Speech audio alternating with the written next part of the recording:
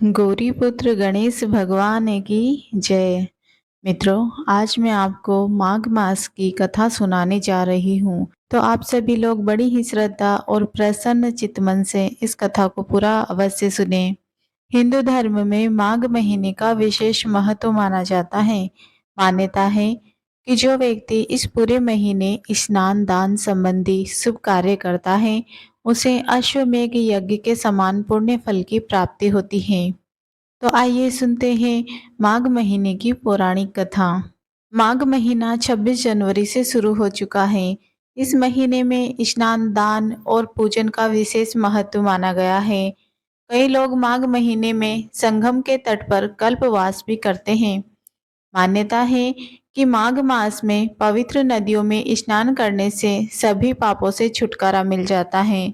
जो लोग इस महीने में नदी में स्नान नहीं कर सकते, उन्हें घर पर ही नहाने के पानी में गंगा जल मिलाकर स्नान करना चाहिए। इससे भी पुण्य फल की प्राप्ति होती है। आइए सुनते हैं माघ मास की पौराणिक कथा।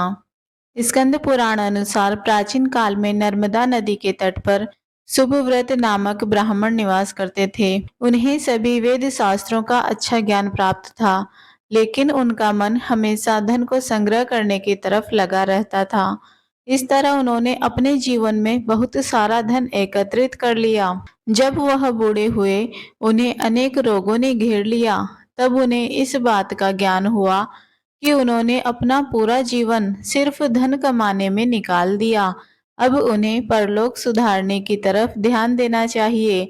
अचानक उन्हें एक श्लोक याद आया, जिसमें माघ महीने में स्नान करने की विशेषता के बारे में बताया गया था। फिर उन्होंने माघ महीने का संकल्प लिया और श्लोक के आधार पर वे नर्मदा में स्नान करने लगे।